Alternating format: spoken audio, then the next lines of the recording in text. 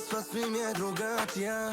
Ja već rekao sam da tamo nema pravila, manama, šta je sad?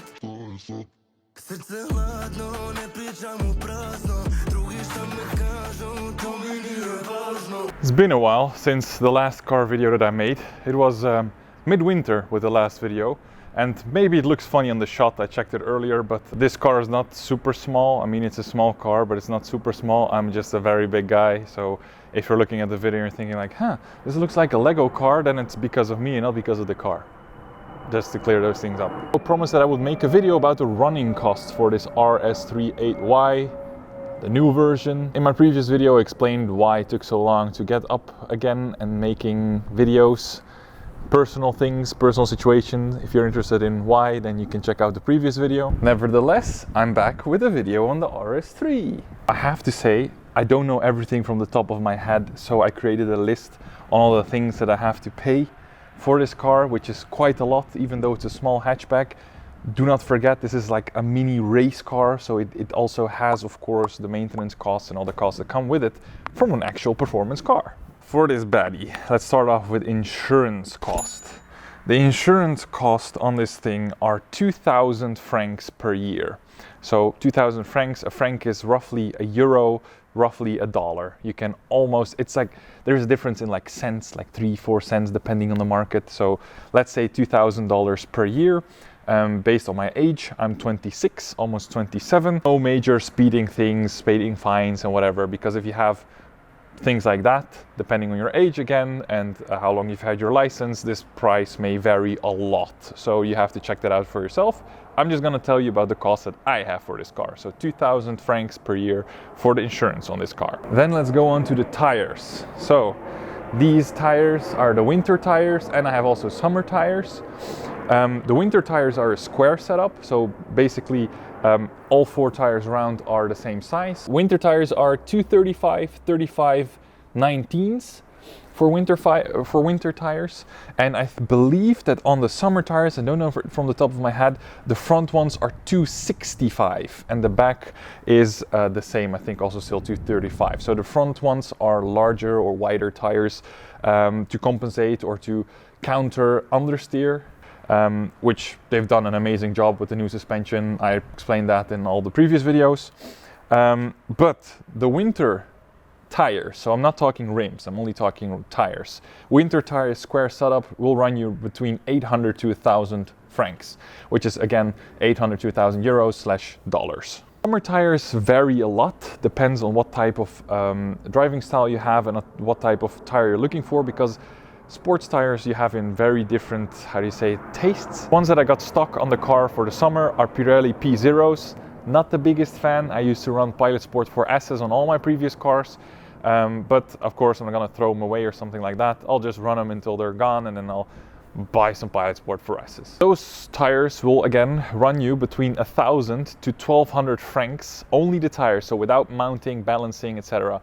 1,000 to 1,200 francs for a set. For the 265s in the front and the 235s in the rear. So the entire set for summer wheels, 1,000 to 1,200 francs. So again, how long you're gonna last with those, that's really depending on your driving style. Mine is very conservative.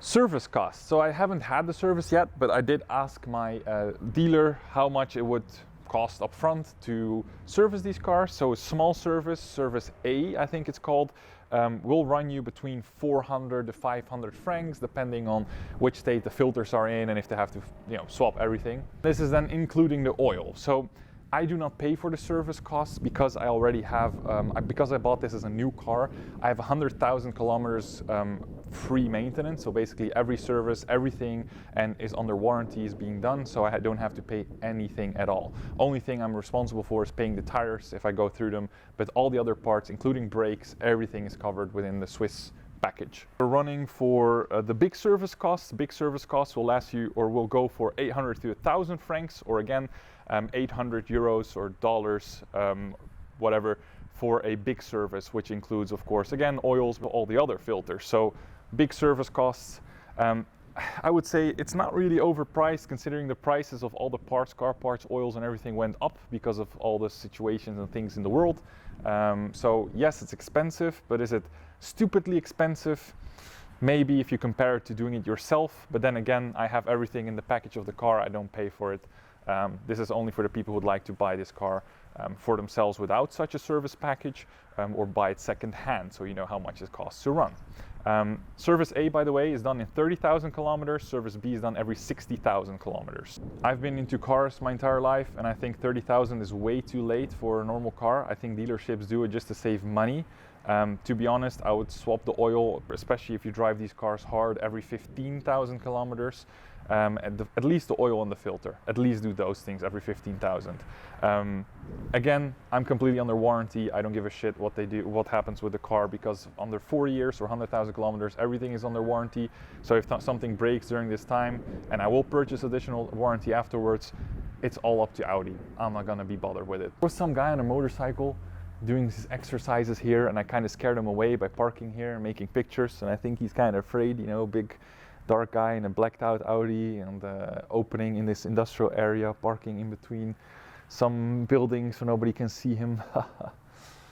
Yeah, that's not the only thing I transport in this Audi camera gear, if you know what no, just kidding. Then we have a major cost, fuel cost, especially on winter wheels. These things are using a lot of fuel. Summer wheels or summer tires, not so much, but the winter ones, yes. I can make around 550 kilometers on my winter set with a full tank of fuel. It's, I think, 50 liters. Don't quote me on that one. Didn't research the amount of, I didn't research the fuel capacity in this car. On the summer tires, I can basically run 620, 30-ish kilometers on a full tank. So that's actually pretty good for such a car if I drive normally.